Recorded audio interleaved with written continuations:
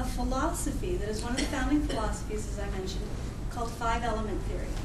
And it and yin-yang theory, everybody's heard of yin-yang.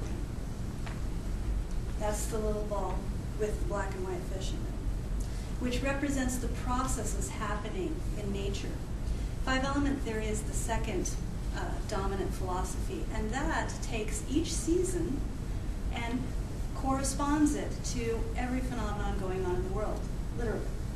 Now, one of the things that you have to understand about Chinese medicine is it's looking at principles from process happening, not just a static situation, but what is the function that is happening in each area.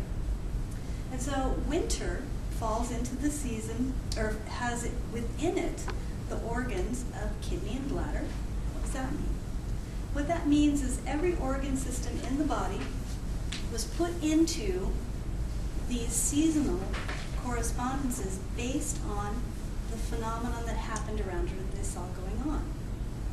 So in the season of winter, what happens in nature, they were watching and they saw that happening within people's bodies.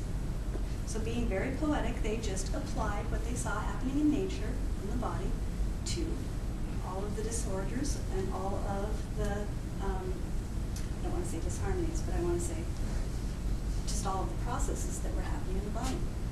So winter is a time of slumber, right? It gets colder, it gets darker earlier. We want to sleep more, and we should. How many of you are having problems doing that? Right? I mean, we do the opposite somewhat in this culture. We get easier. It is a time that we should be spending with friends and family, but the idea was to spend it quality time with friends and family that was restful. And we have added to our stress by making very busy holidays. Gotta go shopping here, gotta cook this, gotta do this, rather than spending quality time together, longer hours in the kitchen, a little more time resting. So if you can find ways to cut out a few things that you don't need there, do you need to go to every event? Do you necessarily need to go to every party or stay as long at each party? It can help you. Okay. Things like brightening up the house is a great idea. That's where a lot of the festivities came from, right? Is putting color in.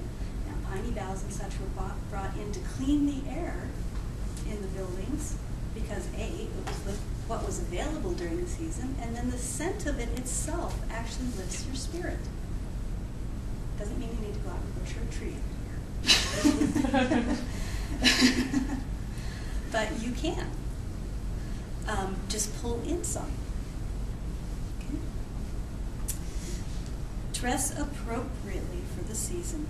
This is a challenge that I see all over the place, and I see in schools all the time. There are kids showing up to my daughter's school in shorts and sweatshirts, getting colds, ending up with pneumonia, getting drugged down to the flu. Our bodies aren't designed to really be that challenged by the weather. It's good to have a strong immune system. It's good to put a little pressure on it. But if you do too much and are constantly trying to make your body fight that way, you will get run down. When you get run down, you catch a cold, you get sick, you get tired, you get grumpy, you get emotional. Any of you have teenagers? Yeah. How hard is it to get them to wear the proper clothing?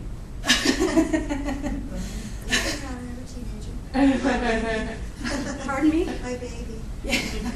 Yeah, it can be tough. Well, on young kids, it can be very tough. But it's good for you, too. If you're feeling a little tired and a little more stressed, you should cover up a little bit. Wear scarves. Wear sweaters. I mean, that's just, some of that is just logic. Because we do want to behave kind of like the season and pull inward and store and replenish and nourish before spring's activity. That is the nature of the season. That is the nature that our bodies want to follow. And that's good. And in a moment, Joan and Carla will talk about how particular nutrition and Qigong and meditation can be beneficial for that. All right. Use scents to lift your spirit. I mentioned a little bit, but there's a few more that can be fantastic, and some of them we have naturally added in. Cooking with lots of herbs and spices help clear the air, help lift your spirits, help warm the space. Citrus, even though it's not local, is in season and is a great refresher and a great thing to have a little bit of in the winter.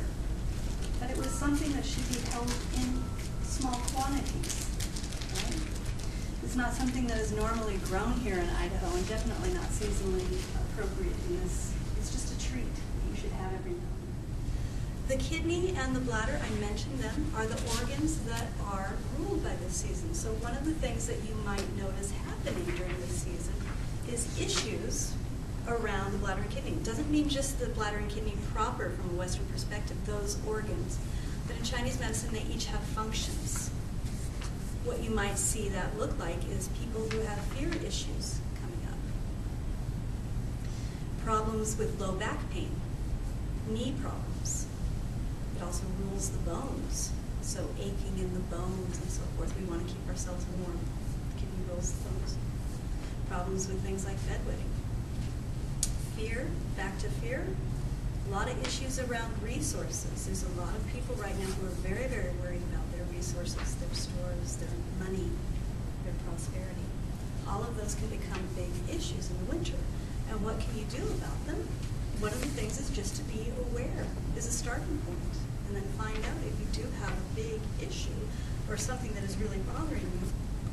Talk to somebody. See what you can do to figure it out. It could be as simple as including something like movement into your regime.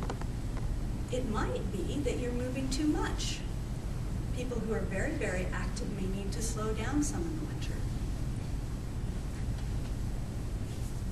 It might be that you need to eat food that is more appropriate for the season. How many of you have problems with winter? Like you dread it?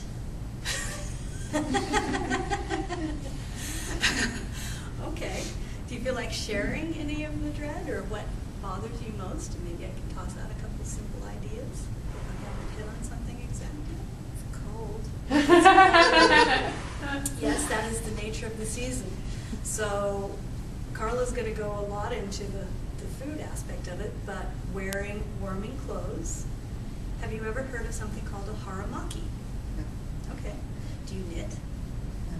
Do you crochet? No. So? Oh. So Okay.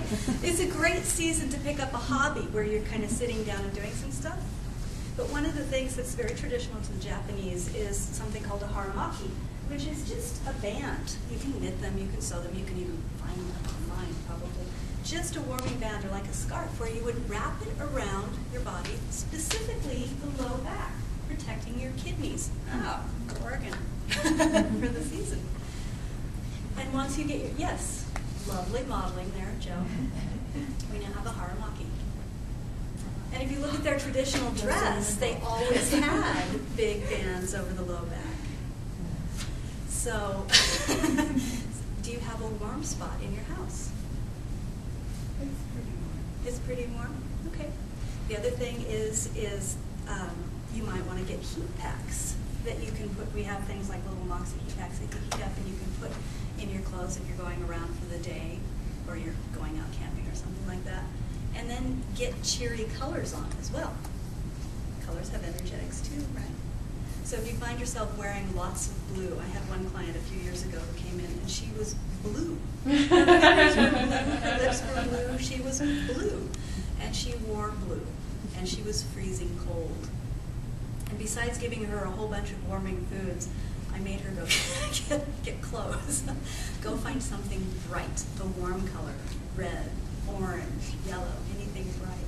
She started coloring up.